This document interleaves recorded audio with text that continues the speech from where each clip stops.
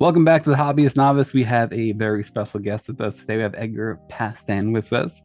Edgar, I want to let you go ahead and introduce yourself to everyone for those who might not be familiar with you, but most of you on the most recent Lorecast too. Let's go ahead and Oh introduce yeah, that's yourself. true. Well, thank you for remembering that I was on the Lorecast. Um, for those that don't know me or didn't watch the Lorecast, my name is Edgar Pasten, and I am a senior art director for Disney Lorcana. I've been a art director here now for a little over 3 years, and prior to that, I come with a little over 2 decades of magooing my way through the toy industry, where I most recently, like just before this position, I've had the just beautiful, wonderful luck of working on some really big franchises like Power Rangers and Popples and My Pet Monster even. I came to the table with that experience, and now again, it's been about 3.5 years or so. That's awesome. So, what attracted you to Disney Lorcana? Everything. Well, to be honest, it was during the pandemic that I was hired.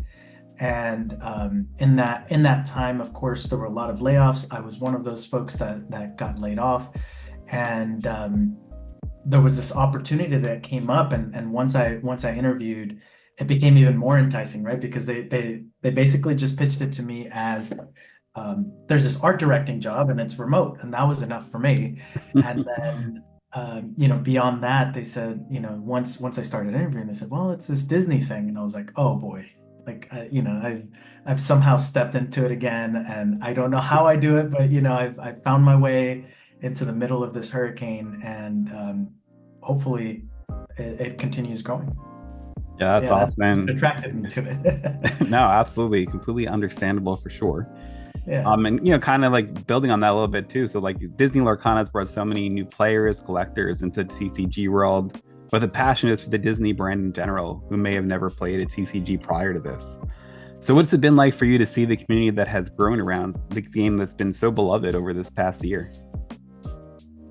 Crazy.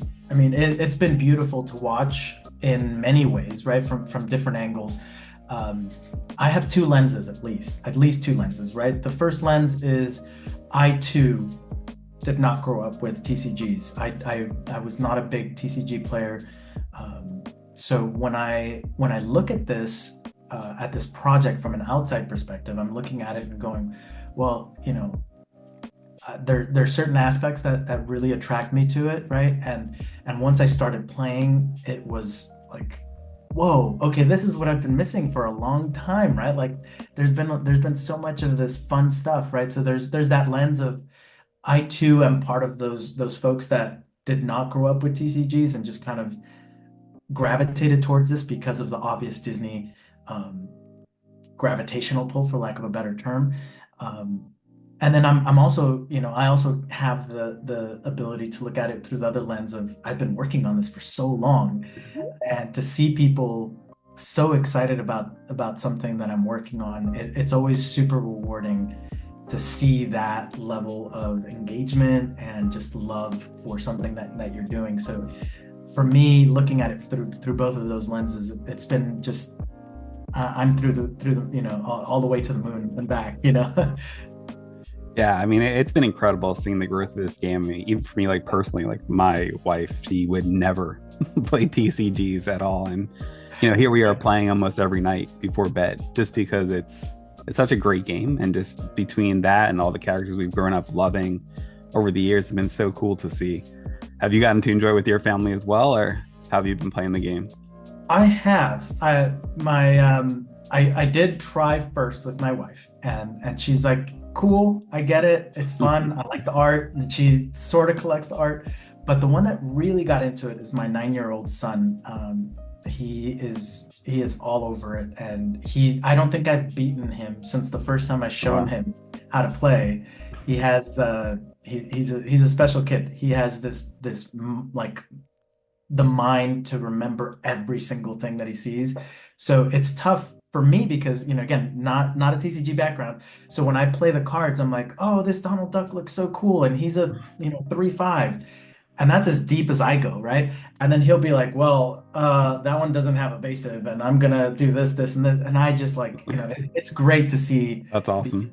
the level at which he is. I aspire to be there someday. Oh, that's But so cool. yeah, my son is really into it. My younger son, much like myself, is more like, hey, this is pretty. I want to, and I see the numbers here. These numbers are bigger than those. I guess the three of us really enjoy it quite a bit. My wife likes it, but is not as deep into it as the three of us are, at least. Oh, that's awesome. And we have a big release coming out now, just 9 days away at this point. November Yes, 15th. yes. Crazy. So Azurite C is coming out and getting to be the set lead really provide you with an opportunity to put your own twist on some of these most iconic Disney characters in the history of animation. So what's that been like for you? Do you feel like pressure in putting your own direction into something like this, or how's that been? Oh yeah, I mean, anytime you touch anything Disney, right? Like even if you were um, even if you were just placing art that already exists, right? There's a certain sense of responsibility that you have, in my position, sort of being that steward of the brand internally. Um, it it it's a lot of responsibility, and then you add it's a lot of pressure at least when you add the filter of like, okay, now you have to like come up with new costumes and new situations for them to be in. It is very stressful because you never know how people are going to react to how you how you directed that work to be done, right? So it's a lot of fun, and we have a ton of fun internally, but there's always this anticipation of, there's a period of time where we've done our work, we're done, and now we're waiting very patiently to Yeah. see what you guys think, right? So it's been really fun waiting and seeing the reactions so far. Yeah, I think the reaction's been pretty great. I mean, the art just feel like set in, set out, the art just continues to go up another level. It's been incredible to see how great the art has been through all these sets. Thank you. Yeah, I mean that's a yeah, I mean that's a big goal for us internally, right? We always want to get better. We always want to keep evolving, and the talent pool just keeps growing and getting even more amazing at what they do, Yeah, no, internally absolutely. and externally. Yeah, it's incredible. It's really fantastic how you guys have handled this whole Disney Lorcana experience for everybody. It's been amazing. So let's talk about Azurite Sea a little bit. For those who might know, what would you say is the story behind the set, and what kind of feel were you going for with this highly anticipated set? Well, I would say at its core, Azurite Sea is really centered around high seas adventure, right? And we would have to go back to Shimmering Skies a little bit to truly understand the reason for it. We didn't just decide like, hey, let's do a pirate set, right? Although that is fun, and that is what drove us after a while. But the idea is that it's a high seas adventure, and why? Why is there high seas adventure? Well, because as you might recall in our Shimmering Skies trailer, there was a point where stuff starts dropping out of the sky from the Illuminary, and you start seeing some destruction, and everybody's like, what is going on? What we're playing up here with this set is now we're following up on that storyline, picking up that thread and saying, okay, there's this thing that they need, and there's a barrier between them and their goal. The barrier being the Azurite Sea itself, which is a living, maybe not breathing, but living seascape. And um, the idea is that they need to get past this obstacle, this very living obstacle, and get to their goal, right? So the whole set is really based on how do these characters, how do these glimmers, this group of glimmers, get from the Illuminary that's falling apart, and they know that they need to go out and get this thing. How do they get there, and why is there this obstacle in their way? Yeah, So very that's cool. hopefully what you guys are gonna discover with each card that we pull out. If you look at it through that, with that in mind, I think you'll start to see a lot of the narrative that are amazing, super smart, wonderful narrative team has come up with. My job is more like pretty pictures and making sure that their story stays aligned. So hopefully you guys can see some of that storyline progress and evolve in the images that you see. Yeah, one of the coolest things I feel like for each set is just looking at those flavor texts across all the different cards and seeing Yeah. what might connect the dots between this set and maybe what's coming in the future too. So it's always a lot of fun taking a look at that stuff through the time. Yeah, that text is, I mean, for me, I look at it with a lot of wonder, and I know it sounds cheesy, but it feels like it's so effortless, right? And that team is, it's just a few folks in that team, and it just feels like it's always been, right? Like it's just a thing that's so easy that it was kind of last minute. But man, the work that they put into it and how it really like takes an image that we create and takes it over the top and like really helps the viewer understand things. I mean, I'm super grateful to have that team just because it really does add that flavor, as you mentioned. It's flavor text, right? And it does add that last little sprinkle of flavor to everything and helps tie the whole narrative. Yeah, absolutely. It's awesome to look through. And yeah, each set tends to have its own look and feel. So what was the process like for you to come up with the look and feel for Azurite Sea and then getting to see that come to life from that direction you looked at beforehand? So a lot goes into it. It's very technical, but there's all this magic that goes into creating a vision. We have overall we have some guardrails, thank goodness. We have as I mentioned, that brilliant narrative team that helps create an outline for they break it down into simple terms for me, for me to be able to understand, right? They're like act one, two, three, and four. Act one is this, act four is this, and in between we want to get these 2 points, right? And then it's really up to us to kind of come up with the vehicles of how to progress from that first act to the second act. And a lot of it is color, a lot of it is the settings, right? We did want to have that continuation from our first arc where Ursula's been defeated, and now if you notice we're celebrating, right? Everybody's like, hey, that this is a wonderful time. And then with that theme in mind, we also go from a very dark set with Ursula's return into a very bright and cheerful set in Shimmering Skies. And then again, we start to see a little bit more of that blue sky, blue ocean in Azurite Sea, which doesn't necessarily change in terms of color, but we do a lot of great work where the mood hasn't changed, right? They know that they need to do this thing, so the mood hasn't changed and our color palette hasn't changed. So a lot of it is just kind of carrying over what we do there. So the process itself, very convoluted, but in general, we have these guardrails that help us stay within our lane, and hopefully, again, the visuals match that narrative pretty well. And Azurite Sea is bringing some big time fan favorites into the game, into Disney Lorcana. Sure. Like Hero 6, Chippendale Rescue Rangers. Which characters were you most excited to get to direct the art for on this set? This is probably the most dissatisfying answer I can give because I truly am a fan of just Disney in general. You can look at any of the franchises. Aladdin. You have, I mean, Big Hero 6, as you mentioned, Rescue Rangers. There's a lot of tie-ins that I could.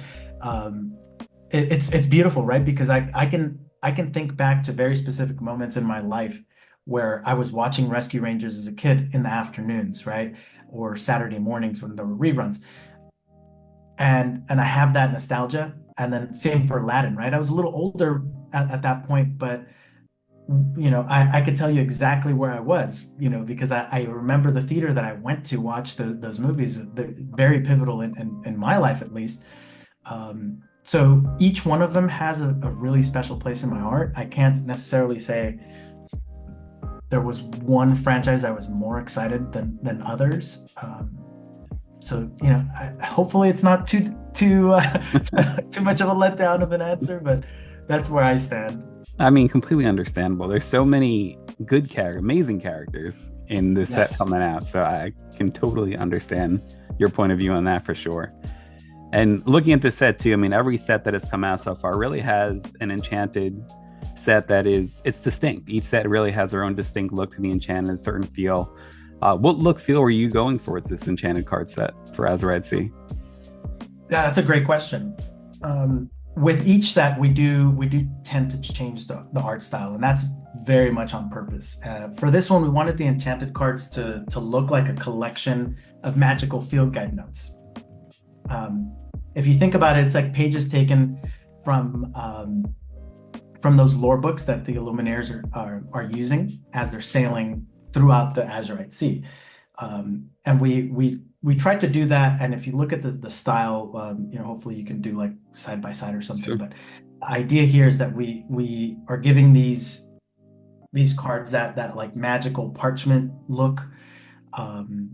We did that, and the tonal ink line work that we had on there really helps to bring the story alive, right? We wanted these to really feel like these are drawn by those Illumineers they're basically these sailors that are seeing these things, right?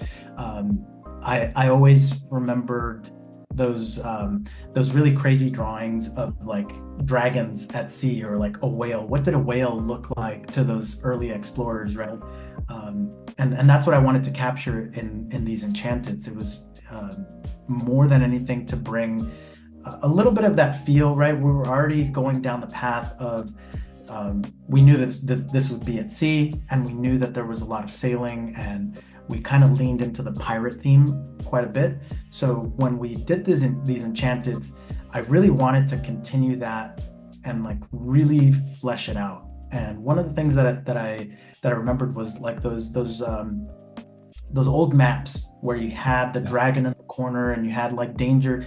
Those are little widgets that were drawn by hand. The map was drawn by hand in general, right? But what would we have in our world, right? And that would be the Lumineers are drawing in their sketchbooks. That's they're artists, so they're ready with their sketchbooks. And I put myself in that place, and I was like, yeah, I would have a sketchbook, and I would be drawing whatever I'm seeing, and making it look as epic as I possibly could. So that's really where the style came from, is really wanting it to have that magical parchment look and a tonal line work that really helped to sell the idea that they didn't have full color. They're just kind of bare bones what they had on them, and most of the time, as artists, we tend to carry the tonal pencils with us, and that's where a lot of magic comes out of that. Yeah, they look amazing. Like, I'm really excited to be able to collect those. I'm really, really happy how those came out. I was really looking forward to them, especially with the pirate theme set. So very excited to get my hands on some of those. Awesome job for sure. Thank you. And kind of going into that art aspect too. I mean, Disney Lorcana is absolutely known as just having amazing art inside of the TCG. So what's it been like for you to get to work with so many talented artists who truly are located all over the world? Well, first, thank you so much for putting it that way, because you do get, at least for me, I get imposter syndrome all the time, right? I feel like I look around and I'm like, oh my goodness, this person's working with this person, and every time I open an email, every time I'm in a meeting with my colleagues, I feel the same way, like, how am I here, right? So for me, working with all of these talented people, as you mentioned, they are truly all over the world. We've had so much early success with the cards and the art that now we're attracting more and more artists to work with us, and it's such a blessing to have just the number of people that are on board now.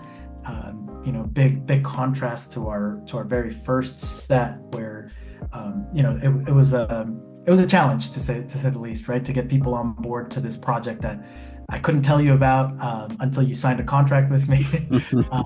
So now going from that to putting out a call and saying, hey, who wants to work on Lorcana? There's a big difference in terms of how many people now realize, like, oh, that's what you're talking about, right? So it's amazing to work with all of these people. and mostly because you learn so much from each artist in general, but from each piece. There's so much to learn. There's layers and layers to learn from each one of these pieces, and yeah, I feel blessed altogether.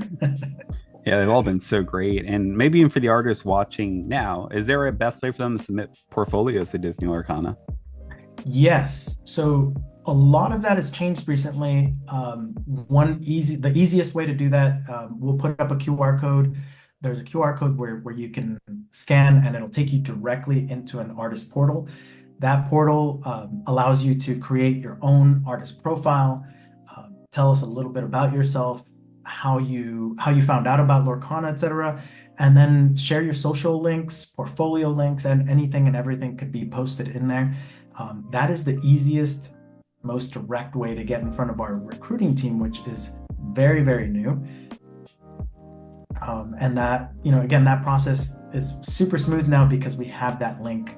So anybody can go on there and post their work. And as long as there's a fit and our team finds a suitable fit, then they can get in touch with you and get next steps going for you. Awesome. Yeah, we'll put that QR code here on the YouTube video too, so you guys take a look at that if you would like to get involved for sure. And kind of going on the art still, what have been some of the artworks for youth in Disney Lorcana that you've been really drawn to thus far? Not even just from Azurite Sea, but maybe all the sets. From all the sets, whoa, that's It's tough. That's a tough one, yeah, because I mean, we're talking about many, many hundreds of cards at this point. I don't know if I had to say. I mean, I don't think it's a big secret that I'm a DuckTales fan at this point. Pretty much anything with Scrooge is my jam. Like that's where I find a comfort, right? As a kid, that's what I grew up with watching DuckTales and all. I was very young when I started watching those, so it's great to be able to work on those cards these days. Yeah. Yeah, so me too. I'm a big DuckTales fan. So Yeah. really excited to see them come into it. Really excited for Rescue Rangers to come into it. Love all that Disney afternoon Yes. stuff. So really Exactly. pumped for that. Yeah. Now for Azurite Sea itself, do you have a personal favorite card for Azurite Sea? Yeah, I mean, we kind of go back to like they're all my babies. But I have to say, like if there's one that I feel like I joke around with Mariana, who is an amazing artist, Mariana Moreno. So much of a connection with her, especially with her card, The Rescue Rangers Away. It just, I joke with her, but it really did, like, I felt like when I saw it for the first time, it captured my childhood, like it was just like one image, and it was just like, you kind of have that like floating yourself back into that time, and like all of the feels come back, right? And they're all special, but I think that one from Azurite Sea specifically definitely helped me, or not helped me, but like really took me back for sure. Yeah, I completely agree with you. When I first saw that image pop up, it reminded just going back to those days, being after school and watching it. Yeah, Yeah. 100%. And that Disney Lorcana has brought in some of the most iconic Disney characters through these first 6 sets. What is your favorite character currently in the game? You might have already answered that too, but just to get an idea. Yeah. I mean, hands down, I would say the Ducks are my favorite in general. I think earlier we bonded over your shirt there. I'm very jealous that you're wearing it. But definitely, like, I think the coolest arc for me growing up, reading a lot of the comics, Scrooge definitely has a special place in my heart. Donald is a very, very close second just because of his arc as well. And I'm a big fan of the Carl Barks stories and the art especially. So for me that has been like my favorite character to work on, not just on Lorcana, just in general. That's awesome. Yeah, I'm a big Donald Duck fan. Donald Duck has always been my favorite character since I was a little kid. So always excited to hear stuff like that. Azurite Sea releases the local gaming stores on November 15th and big box retailers on November 25th. Super close to now. Edgar, thanks so much for giving me the time today to come on, talk to everybody here about Azurite Sea. Of course, thank you for allowing me some time, and thank you all for being fans of the game and following along. It's amazing, and I know I can only speak for myself, but I feel super lucky to have um, the support and the following that we have at this point. So thank you guys so much. That's amazing. Thanks so much, Edgar. All right, guys, thank you.